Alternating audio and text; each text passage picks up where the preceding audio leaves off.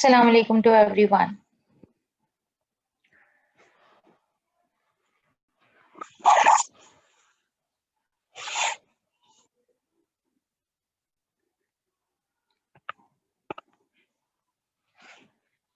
जी बेटा, केमिस्ट्री में हमने प्रीवियस क्लास में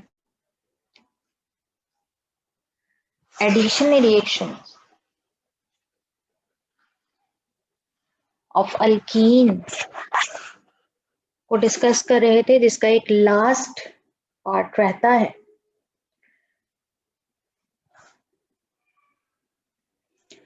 जिसे हम डिस्कस करते हैं।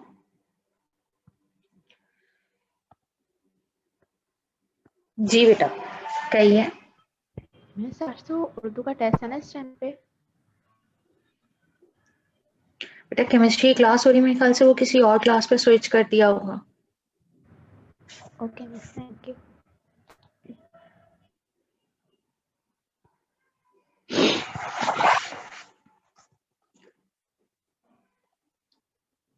Now the next one addition is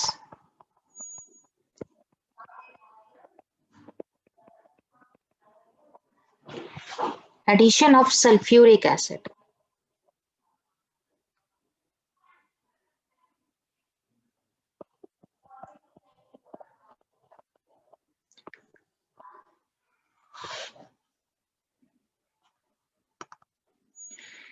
And addition of sulfuric acid की कंडीशन है कोल्ड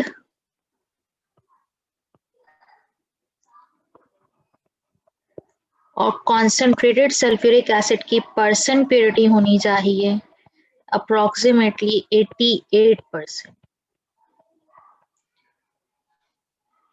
अगर इससे कम परसेंट प्योरिटी है, वैसे तो अगर जब भी रिएक्शन आता है तो हम ये कंसीडर करते हैं कि हाँ जी 88 या इससे ज्यादा ही होगी, लेकिन इससे कम परसेंटेज वाला अगर एमसीक्यूज में पूछा जाए तो आपको याद रखना है कि मोर देन 88 और 88 is suitable for the addition of sulphuric acid. तो अल्कीन अगर आप जनरल रिएक्शन देखते हैं तो सल्फ्यूरिक एसिड की डिसोसिएशन जिस तरह आपको बताई जा रही है,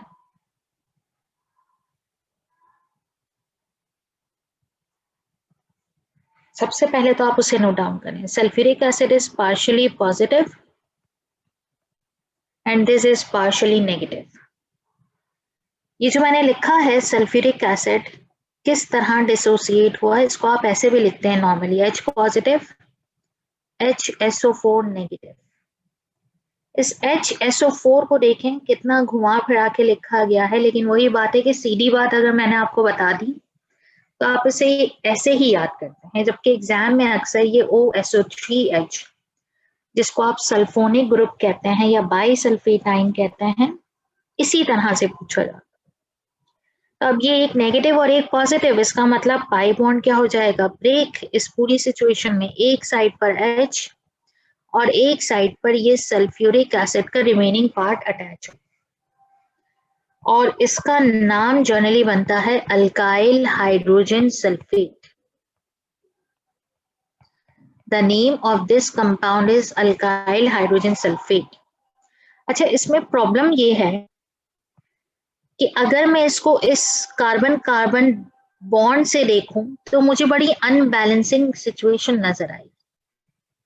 अनबैलेंसिंग सिचुएशन क्या है, एक साइड पर तो एक बहुत मासूम सा हाइड्रोजन अटैच और एक साइड पर पूरा ग्रुप OSO3H क्या है, अटैच्ड है। सही, तो यहां से इसका मतलब ये मॉलिक्यूल बन तो जाएगा लेकिन अनबैलेंस रहेगा, यानी अनस्टेबल रहेगा। जैसे ही मौका मिलेगा वैसे ही डिसोसिएट हो जाएगा।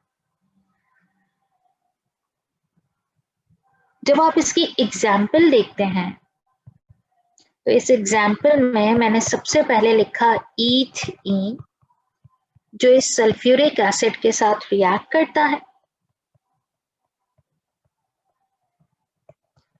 और इस रिएक्शन के नतीजे में आपके पास एक पाई बॉन्ड क्या हो जाएगा, ब्रेक। जब पाई बॉन्ड ब्रेक तो एक साइड पर H और एक साइड पर OSO3H अटैच हो जाता है। इसका नाम अगर मैं आपसे कहूं तो that is ethyl hydrogen sulphate.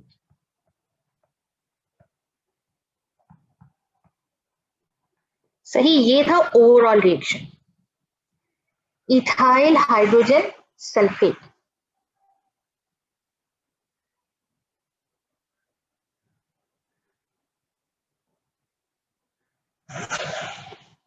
अगर मैं इस इथाइल हाइड्रोजन सल्फेट से रिलेटेड आपको कहूं कि बेटा यहाँ पर इसका मैकेनिज्म भी पॉसिबल है, तो इस मैकेनिज्म को आप यकीनन समझ सकते हैं, और कैसे समझेंगे जरा देखें। ये मैंने आपके सामने ओवरऑल रिएक्शन लिखा, ओवरऑल रिएक्शन में आपके पास क्या बन रहा था, सेम। और अगर मैं अब आपसे कहूं कि ये नेक्स्ट स्टेप में भी जा सकता है, तो इस मैकेनिज्म को मैं कुछ इस तरह बताऊंगी आपको, जो 2 स्टेप्स में कंसिस्टिंग सिचुएशन हमें बताएगा। ये रहा एथीन जो इस सल्फ्यूरिक एसिड के साथ रिएक्ट कर रहा है, और इस रिएक्शन के नतीजे में मेरे पास बना इथाइल हाइड्रोजन सल्फेट। लेकिन ये बात याद रखें कि मैं अगर आपसे कहूं कि ये सिर्फ इसी तरह कंप्लीट हो जाएगा, तो हम इसे अनस्टेबल मानते हैं। अनस्टेबल इसलिए कि ये सिर्फ इथीन ही दे रहा है, ये कोई और मॉलिक्यूल नहीं दे सकता है। तो अगर ये कोई और मॉलिक्यूल नहीं देता, इसका मतलब जैसे जैसे नंबर ऑफ कार्बन एटम बढ़ते जाएंगे, यानी number of carbon atom increase होते जाएंगे, तो एडिशन ऑफ सल्फ्यूरिक एसिड उतना ही मुश्किल हो जाएगा। इसका मतलब सबसे ज्यादा एडिशन ऑफ सल्फ्यूरिक एसिड आप किस में देखते हैं, इथीन। ये फर्स्ट स्टेप था। और अगर मैं आपसे कहूं इसका सेकेंड स्टेप क्या होगा, तो यहां पर जब हम इस इथाइल हाइड्रोजन सल्फेट को वाटर के साथ ट्रीट करवा दें, किसके साथ बेटा, वाटर के साथ, यानी नेक्स्ट स्टेप में हमारे पास सेकेंड रिएक्टेंट जो बनेगा दैट इज CH2H, फिर यहाँ CH2 और यहाँ OSO3H। मैं जब इसे वाटर से ट्रीट करवाती हूँ, तो वाटर आप जानते हैं कि पार्शियली पॉजिटिव और नेगेटिव। इस वाटर से ट्रीटमेंट के नतीजे में ये OSO3H फौरी तौर पर अपने आप को स्टेबल करने के लिए वाटर से ले लेता है हाइड्रोजन पॉजिटिव। और इस हाइड्रोजन पॉजिटिव से रिलेटेड अगर मैं अब आपको बात बताऊं, तो ये तो हाइड्रोजन यहां रहा, जब यहां से OSO3H चला गया, तो ये जगह खाली हो गई, और इस जगह को रिप्लेस किया, यानी इस जगह को फिल किया किसने, हाइड्रोक्साइड। लेकिन प्लस आपके पास एक और मॉलिक्यूल भी बना। आप गौर से देखें तो OSO3H को अगर फिर से हाइड्रोजन दे दें, तो क्या बनेगा, H2SO4। क्या बनेगा, H2SO4। और ये क्या बना है, अगर मैं इसे और तरीके से लिख दूं, तो CH3CH2OH which is ethyl alcohol, which is ethyl alcohol। आप इसे मैकेनिज्म कहें, आप इसे इंपॉर्टेंस कहें, आप इसे use of ethyl hydrogen sulphate कहें, किसी भी नाम से ये पूछा जाए, लेकिन अगर वो इथाइल हाइड्रोजन सल्फेट से पूछता है, तो आप समझ जाएंगे कि वो सिर्फ वाटर ट्रीटमेंट है, और इस वाटर ट्रीटमेंट के नतीजे में आपके पास क्या बनेगा, अल्कोहल। अगर आपसे कभी ऐसे कहा जाए convert ethene into ethanol, ethene को किस में कन्वर्ट करना है, इथेनॉल, तो आपने 2 तरीके पढ़ लिए। फर्स्ट वन आपने पढ़ा, अगर आपको याद हो, एडिशन ऑफ वाटर, है ना, वहां पर भी बन रहा था। और सेकेंड वन आपने आज पढ़ा, that is addition of sulphuric acid. तो अगर वो कभी आपसे क्वेश्चन में ये कहे कि कन्वर्ट इथीन इनटू इथेनॉल, तो उस वक्त जो रिएक्शन आपको अच्छा याद हो, आप वहां पे उसे यूटिलाइज कर सकते हैं। सही, जिसे ये दोनों स्टेप्स आते हैं वो दोनों स्टेप्स को फॉलो कर ले, जिसे ये स्टेप नहीं आता है तो वो वाटर एडिशन याद कर ले। बेटा यहां तक electrophilic addition reaction of ethene यानी अल्कीन की बात कंप्लीट हुई। अब आज हम जो रिएक्शन आज पढ़ेंगे that is number 2 reaction which is oxidation. अभी तक आपने जितने भी पढ़े थे वो सब एडिशन थे।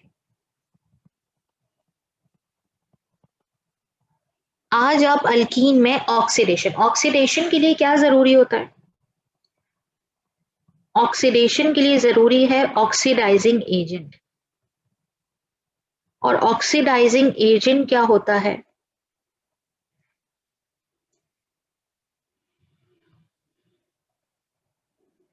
जो रिड्यूस होता है खुद और ऑक्सीडाइज करता है दूसरे मॉलिक्यूल्स को। हमारे पास 3 ऑक्सीडाइजिंग एजेंट है, K2Cr2O7, potassium dichromate, KMnO4, potassium permanganate and K2CrO4। लेकिन हम यहाँ पर यूज करते हैं इस रिएक्शन के लिए KMnO4, जिसका कलर क्या है? पर्पल।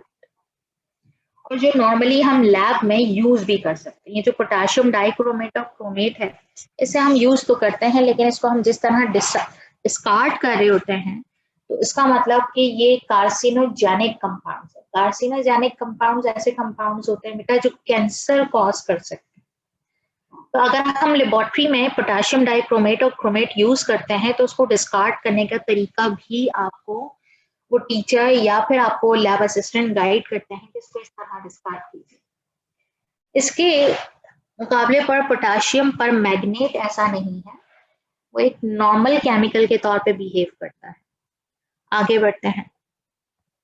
तो ये जो ऑक्सीडेशन रिएक्शन है, इसको हम ऐसे भी कह सकते हैं, रिएक्शन विद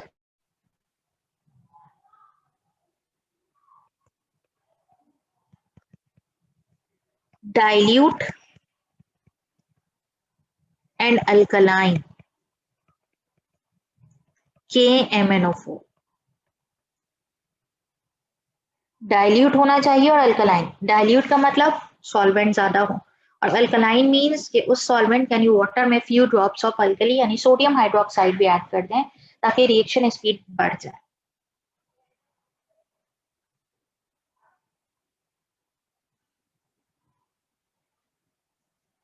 अभी मैंने आपको क्या बताया कि पोटेशियम परमैंगनेट होता है पर्पल कलर्ड सॉल्यूशन। इसे अगर मैं 2 सैंपल्स में ऐड करूं, सैंपल ए और सैंपल बी, मैंने सैंपल बी में डाला तो कलर रिमेन सेम, यानी जैसे ऐड करती गई वैसे वैसे सॉल्यूशन का कलर रहा, कलर रिमेन सेम। इसका मतलब नो रिएक्शन।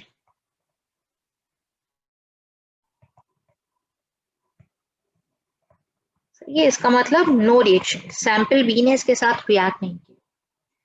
और सैंपल ए में बड़ा मैजिकल इफेक्ट नजर आ रहा है कि डी कलराइज या तो कलरलेस हो जाएगा या फिर पर्पल के अलावा किसी और कलर में जाएगा।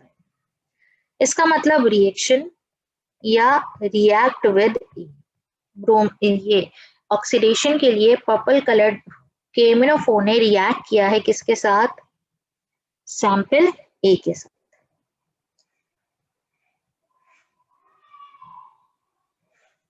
इसे हम टेस्ट फॉर अनसैचुरेशन भी कहते हैं।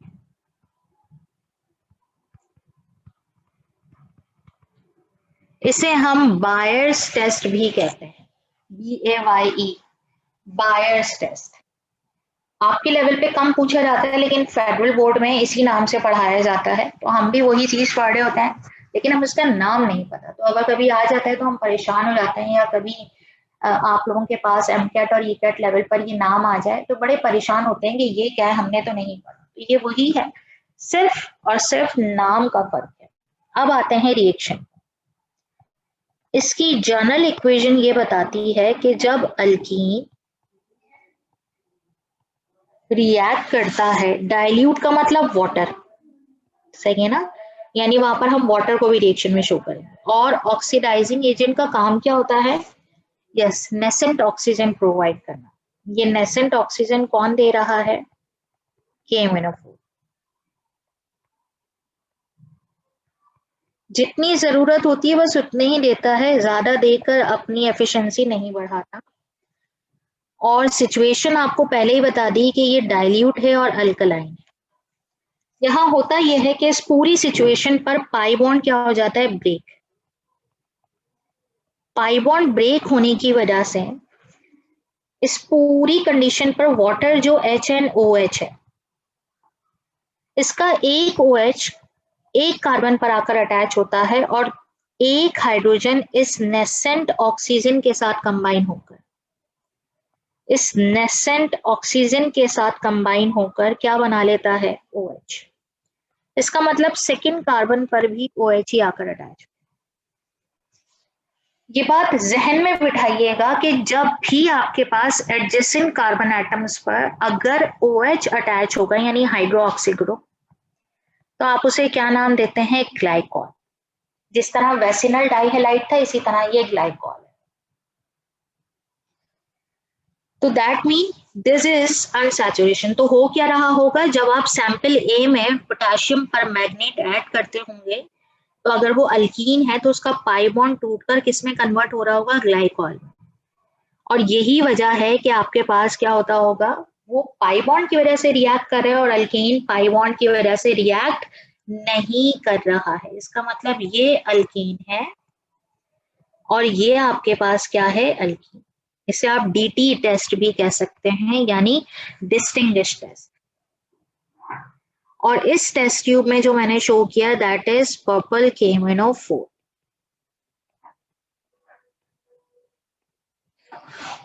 इसकी एग्जाम्पल देखते हैं। First one example is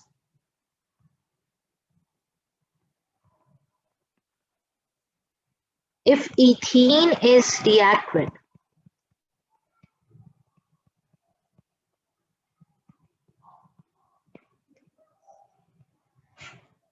condition क्या थी, डाइल्यूट अल्कलाइन KMnO4, तो क्या होगा, पाई बॉन्ड ब्रेक और यहां पर OH और सेकंड भी क्या अटैच होगा, OH। इसका नाम क्या बनेगा, इथिलीन ग्लाइकॉल। लेकिन अगर इसका IUPAC नेम आप लिखेंगे तो क्या कहलाएगा, 1,2-ethene डाइऑल। लेकिन ज्यादातर ये ग्लाइकॉल के नाम से पूछेगा। तो आपसे पूछता है how do you prepare the glycol from alkyne, तो आप कहेंगे the help of the KMnO4, यानी एडिशन। कहने को बाज बच्चे इस रिएक्शन को भी एडिशन कह रहे थे, कहते पाई बॉन्ड तो टूट गया ना, बाकी सब चीजें ऐड हो रही है, लेकिन प्रॉब्लम यह है कि यहाँ ऑक्सीडाइजिंग एजेंट की मौजूदगी की वजह से ऐसा हो रहा है। अगर ये ना हो तो ये एडिशन पॉसिबल नहीं।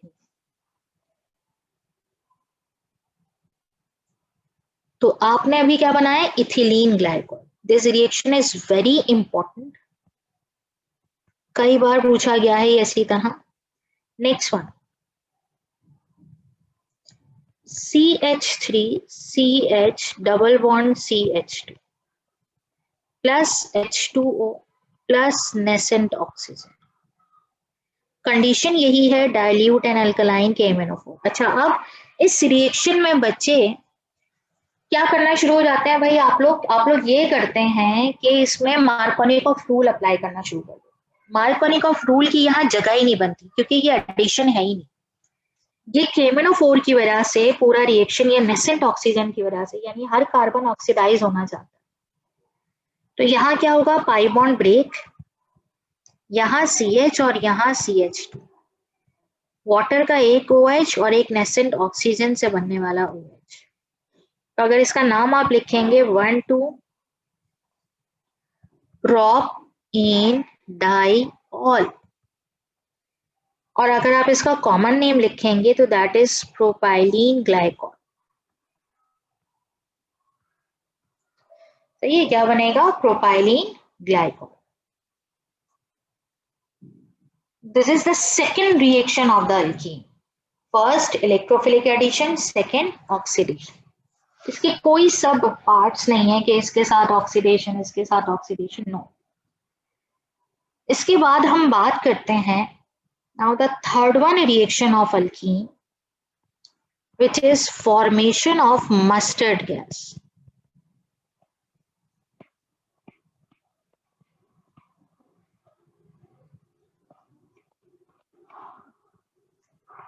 मस्टर्ड गैस है क्या, सबसे पहले तो हम इसके बारे में जान लें। अटैक्स ऑन स्किन, और जब ये स्किन पोर्स के जरिए बॉडी में एब्जॉर्ब हो जाती है तो इसके एब्जॉर्प्शन की निशानी ये होती है कि बॉडी के पोर्स, उन्हीं स्किन पोर्स के जरिए ब्लड जो है वो बॉडी से बाहर आना शुरू हो जाता है। और जाहिर सी बात है, जब बॉडी में ब्लड नहीं रहेगा तो उसका कलर आहिस्ता आहिस्ता चेंज होता जाता है और आखिर में बॉडी कलर ऐसा हो जाता है इसके पॉइजनस इफेक्ट की वजह से, जैसे कि mustard. That's why this gas is known as mustard gas. इसे हमने बनाया सबसे पहली बार वर्ल्ड वॉर 1 में, सही। और इसका इफेक्ट क्या है, पॉइजनस। आज भी ये डिफरेंट जगहों पे बनाई जाती है और यूज की जाती है, लेकिन इस रिएक्शन की इंपॉर्टेंस ये है कि it is only for ethene. ये रिएक्शन सिर्फ ईथीन के लिए, यानी मस्टर्ड गैस सिर्फ ईथीन से बनेगा, इसका कोई जनरल रिएक्शन नहीं। तो अगर मैं इसका रिएक्शन आपको बताऊं तो रिएक्शन कुछ इस तरह से नजर है। CH2 डबल बॉन्ड CH2 और इसके 2 मॉलिक्यूल्स जरूर, फिर S2Cl2, फिर S2Cl2। जरा और से देखें, पहली बार आप शायद इस कंपाउंड को देख रहे हो, 2 नॉन मेटल आपस में कंबाइन हो रहे हैं। ये कोई नॉर्मल कंपाउंड नहीं है, ये अनयूजुअल कंपाउंड है जो खास तौर पे इसी के लिए बनाया जाता होगा, या कभी कभार पॉलीमर इंडस्ट्री को उसकी जरूरत पड़ती है। तो S2Cl2 को अगर मैं इंपेरिकल फॉर्मूला के तौर पर नाम दूं तो इसका नाम बनेगा sulphur monochloride. When sulphur monochloride reacts, इसका कोई मैकेनिज्म नहीं है, सिर्फ इस रिएक्शन को समझना है और याद करना है। तो सल्फर जिसकी 2 वैलेंसी होती है उसके साथ देखें किस तरह से मॉलिक्यूल अटैच हो। CH2 यानी टोटल 4 कार्बन थे आपके पास रिएक्टेंट साइड पर, तो आपके पास प्रोडक्ट साइड पर भी 4 कार्बन है और इसके साथ अटैच हो जाता है क्लोरीन। और इक्वेशन बैलेंस करें अगर तो एक सल्फर भी यहां से रिमूव होता है। सल्फर आप जानते हैं सॉलिड फॉर्म में येलो कलर स्टोन होता है और जिसको हम प्यूरिफिकेशन के लिए यूज करते हैं, प्यूरिफिकेशन ऑफ वाटर के लिए। तो सबसे पहली बात तो मैं आपको ये बता दूं कि कभी कभार जो आपके पास बेस्ट चॉइस क्वेश्चंस बनते हैं उसके अंदर मेन रिएक्टेंट को छोड़कर और मेन प्रोडक्ट को छोड़कर एक ऐसी बात के बारे में पूछा जाता है जो उस रिएक्शन में होती है लेकिन हम उस पर फोकस नहीं करते। तो ये जो सल्फर है ना, इस सल्फर को हम कभी भी इस रिएक्शन से बनने वाली सल्फर को हम कभी भी प्यूरिफिकेशन ऑफ वाटर के लिए यूज नहीं करते, क्योंकि हमारा मानना ये होता है कि ये मस्टर्ड गैस इस सल्फर के अंदर एब्जॉर्ब होगी, तो इसको हम इसी सल्फर मोनोक्लोराइड को बनाने के लिए यूज कर लेते हैं, कहीं और इसका कोई और यूज नहीं। अब आते हैं, ये जो स्ट्रक्चर मैंने पूरा बनाया सल्फर के साथ, इसे हम कहते हैं मस्टर्ड गैस। इक्वेशन बैलेंसिंग देखना चाहें तो दोनों साइड पर सल्फर 2 एटम, कार्बन 4 है, हाइड्रोजन अगर आप नोट कर लें तो आपके पास 8 है दोनों साइड पर। अब आते हैं इसके कॉमन नेम पर। कॉमन नेम भी आपके पास एमसीक्यूज में बहुत पूछा गया। इक्वेशन तो आती ही ऐसे है, फॉर्मेशन ऑफ मस्टर्ड गैस, लेकिन इसका नाम देखें। सल्फर के साथ जो कार्बन अटैच था ना उसे अल्फा, अल्फा के बराबर में जो कार्बन मौजूद है उसे बीटा।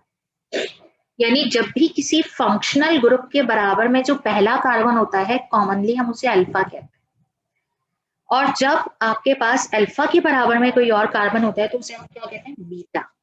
यानी 1 और 2 के बजाय हम अल्फा बीटा यूज करते हैं। तो यहाँ क्या नाम बना, अल्फा नो, अल्फा पे कौन है? बीटा, बीटा के साथ कौन है? क्लोरीन। हम इसका नाम ऐसे लिखते हैं, beta beta die chloro. Beta को 2 बार क्यों लिखा है, ये बात तो आपको समझ में आनी चाहिए, क्योंकि दोनों बीटा पे 2 chlorine, beta beta die chloro. फिर डाई इथाइल, कॉमन नेम है ना बेटा, सिर्फ टोटल नंबर ऑफ कार्बन देखते हैं। तो डाई इथाइल का मतलब ये जो 2 कार्बन का पेयर है ये 2 बार है, इसलिए मैंने लिखा डाई इथाइल।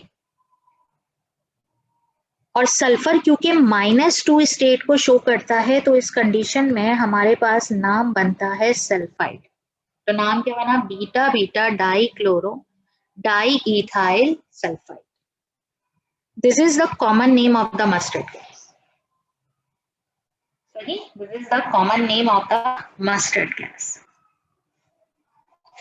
इस इक्वेशन को एज इट इज याद करना। इसके बाद एक बड़ा जाना पहचाना सा रिएक्शन, फॉर्मेशन ऑफ पॉलीथीन। याद होगा हमने पॉलीमर में यानी पॉलीमराइजेशन टॉपिक में इसे पढ़ा। ये रिएक्शन भी सिर्फ हम किसके लिए पढ़ रहे हैं? Only for ethene. और हो सकता है कि आपको तो ये रिएक्शन पहले से याद भी हो। इथीन के कितने molecule? n number of molecules लेते हैं,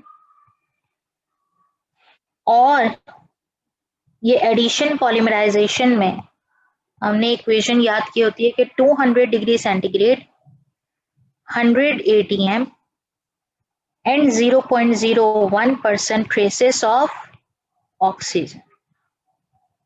इन सबकी प्रेजेंस में आपके पास जो फाइन शीट्स बनती हैं प्लास्टिक की, उसे आप कहते हैं पॉलीइथीन। पॉलीइथीन वर्ड ये बताता है कि it is a kind of the polymer.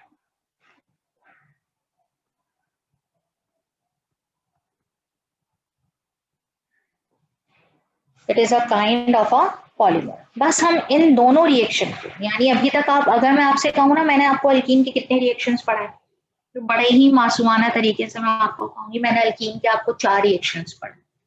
एक इलेक्ट्रोफिलिक, एक ऑक्सीडेशन, एक फॉर्मेशन ऑफ मस्टर्ड गैस, एक फॉर्मेशन ऑफ पॉलीथीन। सही।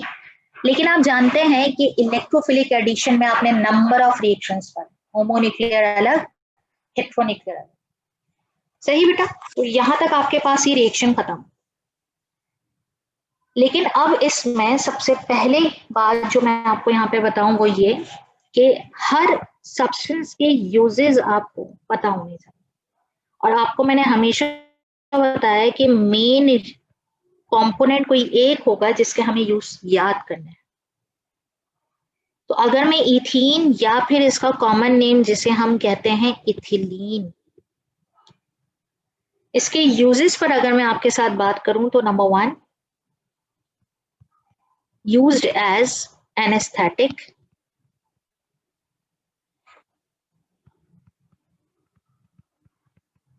यानी एक ऐसा केमिकल है जो एनेस्थीसिया में यूज होता है।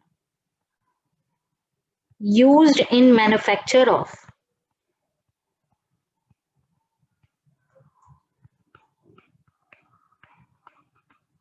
मस्टर्ड गैस,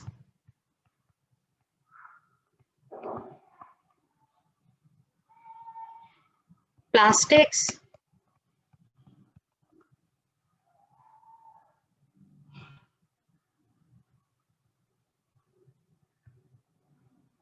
यूज फॉर, ये जो थर्ड वन यूज है ना, ये बहुत बार आया है एमसीक्यूज में, use for ripening of fruits.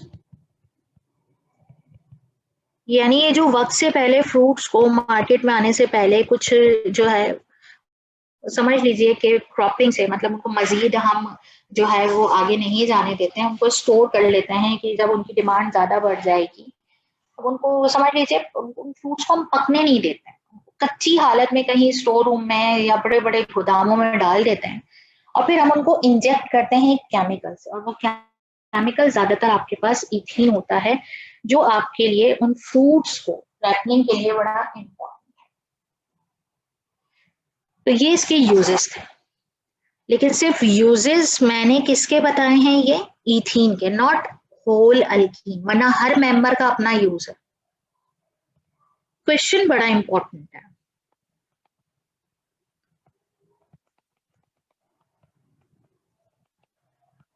Give a simple chemical test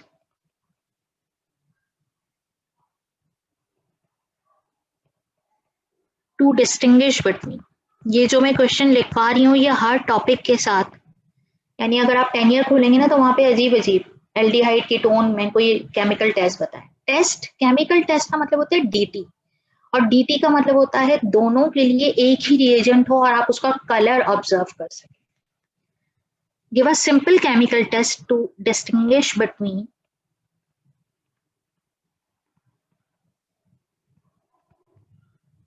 alkane and alkene.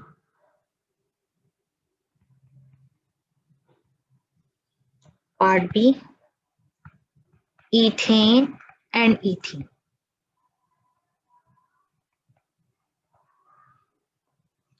सही। अच्छा, अब आपके ध्यान में आ रहा होगा कि अल्केन और अल्कीन मिस ने अभी बताया था। मैं पार्ट ए करवाऊंगी, पार्ट बी आप खुद करेंगे, लेकिन पार्ट ए के लिए मैं आपको बता दूं आप दो रिएक्शन से हेल्प ले सकते हैं। एक एडिशन ऑफ ब्रोमीन वाटर से, मैं लिखवाऊंगी एक रिएक्शन से, लेकिन आप दोनों को यूज कर सकते हैं। एक addition of bromine water, not bromine, और दूसरा आपके पास रिएक्शन विद KMnO4। ये दोनों रिएक्शन यूज हो सकते हैं क्योंकि दोनों में कलर चेंज नजर आया था। सही। एग्जाम में या टेस्ट में या पेपर में आपको जो याद हो ना अच्छा उस वक्त, जिसके रिएक्शन आप सही तरह लिख सकें, उसे फॉलो करिए। नेक्स्ट जरा लिखते हैं part A, alkane and alkyne. यानी कोई भी मेंबर ऑफ अल्केन और अल्कीन हो, इसके लिए आप कैसे लिखते हैं, ये 2 मार्क्स के लिए आते हैं। यानी टोटल अगर ये 3 आ जाए तो इसका मतलब 6 नंबर के लिए वो क्वेश्चन बना सकता है। अगर अल्केन अल्कीन, अल्कीन अल्काइन इस तरह आ गया तो इसका मतलब वो 4 मार्क्स के लिए क्वेश्चन बना सकता है, यानी 2 marks for each. When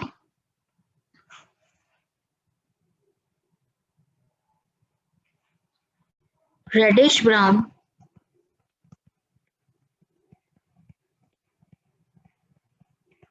solution of bromine water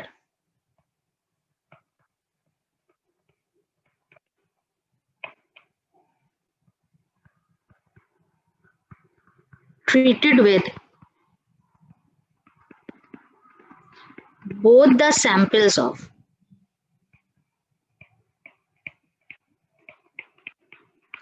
alkane and alkene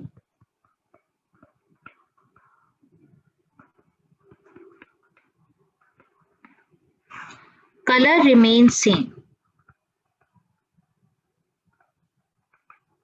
यानी वो बता रहे हैं कि जिसमें कलर सेम रहेगा, colour remains same in alkane while decolorize in alkene,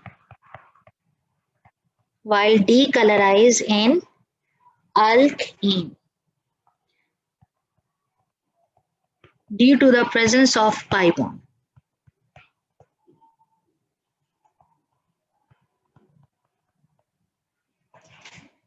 Which helps in addition reaction। सही। ये वर्डिंग अगर आप ये KMnO4 के लिए लिखेंगे तो कैसे लिखेंगे, when dilute an alkaline purple colored solution of KMnO4 यानी potassium permanganate treated with both the samples of alkene and alkene। सिर्फ पहली लाइन में डिफरेंस हो। फिर आपने यहाँ पे बताया इक्वेशन की फॉर्म में अल्केन प्लस ब्रोमीन वाटर, यानी आप इक्वेशन के जरिए बताना चाह रहे हैं और आपने यहां लिखा नो रिएक्शन। लेकिन जब आप यहां पर अल्कीन के साथ दिखाएंगे तो आपने यहां लिखा विद अल्कीन और अब आप लिखेंगे विद अल्कीन। जब आप अल्कीन के लिए लिखते हैं तो आप बिल्कुल उसी पैटर्न पे इक्वेशंस बताते हैं जैसे मैंने आपको सिखाए। First form HBr and HOBr। अब अल्कीन है अगर तो जर्नल रिएक्शन ही दिखाएंगे, लेकिन अगर कोई मेंबर है जैसे इथीन है, प्रोपीन है, ब्यूटीन है, तो फिर आप उन्हीं का रिएक्शन यहाँ पर अकॉर्डिंग टू मॉलिक्यूल बताएं। तो अल्कीन ने HBr के साथ रिएक्ट किया, वही रिएक्शन है जो आप पहले भी सीख चुके हैं, that is H and Br। इसका नाम लिखेंगे यहाँ। नेक्स्ट अल्कीन किसके साथ रिएक्ट करेगा? HOBr के साथ। और जब आपके पास ये पाई बॉन्ड ब्रेक होगा तो एक साइड पर OH और एक साइड पर Br, और आप इसका नाम लिखें। This is how distinguish test will be represented by you. तो अब मैंने आपको जर्नल लिखवाया अल्केन और अल्कीन। आपको क्या करना है, आपका टास्क क्या है? Ethane and ethane. मुझे पता है ये बहुत आसान है। इथेन के साथ नो रिएक्शन, आप इथेन बकायदा स्ट्रक्चर वाइज लिखेंगे, यानी उसका फॉर्मूला। और जब आप इथीन के साथ दिखाएंगे तो आपको सिर्फ जर्नली अल्कीन की जगह क्या करना होगा? इथीन को शो करना। तो बेटा यहां तक हमारा केमिस्ट्री ऑफ अल्कीन खत्म। नेक्स्ट क्लास से मैं केमिस्ट्री ऑफ अल्काइन स्टार्ट करूंगी, जो बिल्कुल इसी अल्कीन के जैसा है। जिसने अल्कीन अच्छा पढ़ लिया समझिए 70% उसने अल्काइन पढ़ लिया, 30% वो मेरे साथ पढ़ेगा, 70% उसने पहले से अभी से अल्काइन पढ़ा होगा। तो आज की क्लास बेटा हम यहाँ तक रखते हैं, नेक्स्ट क्लास में हम इसे कंटिन्यू करेंगे। सही है, thank you so much. Allah Hafiz.